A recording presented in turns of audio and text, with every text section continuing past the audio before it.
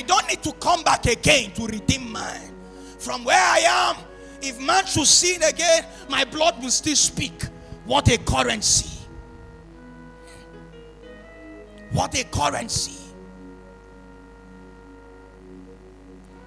Compared to your family, the siege, compared to the family, the challenge, compared to the family, the siege of death, the attack of death, can you rise as a currency to say, no, I put up my life for an exchange? Do you have enough stature? Be sincere to yourself. Do you have enough stature? Satan knows this.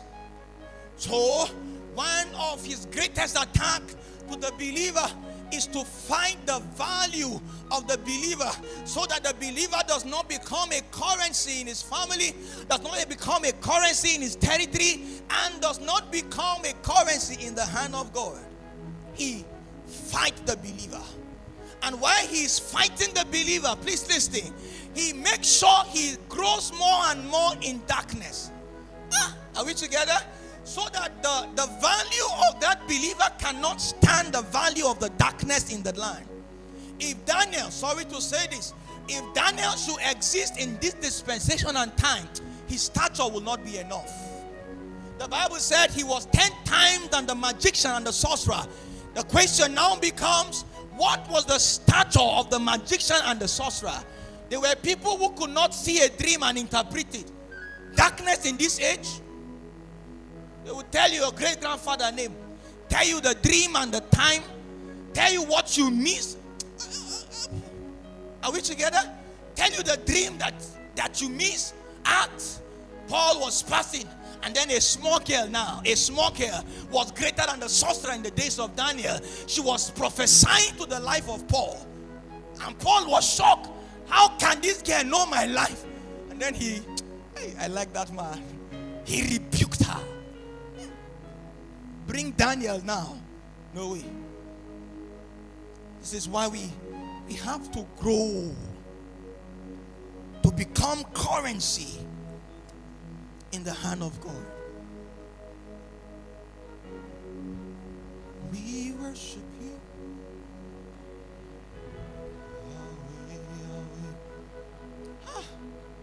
Can you pray for 1 minute?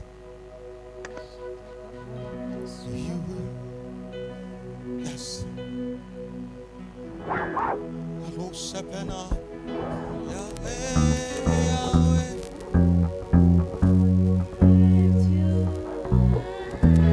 That's right.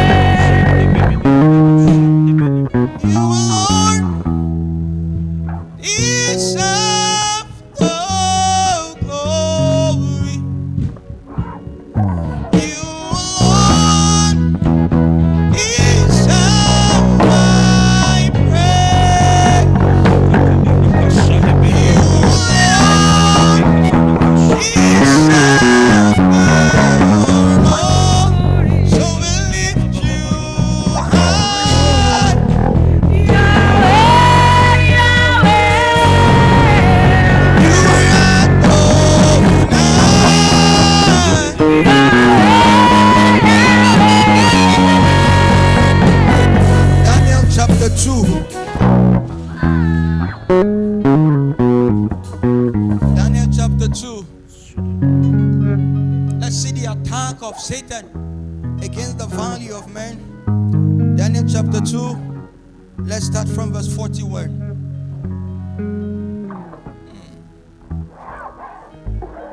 chapter 2, verse 41. All right. The feet and the toes you saw were a combination of what? Iron and clay. Showing that his kingdom, we talk about the image of Nebuchadnezzar, showing that his kingdom will be divided. Like iron mixed with clay, it will have some of the strength of iron, but while some part of it will be strong as iron, other part will be weak as clay. This mixture of iron and clay also show that this kingdom will try to strengthen themselves by forming what?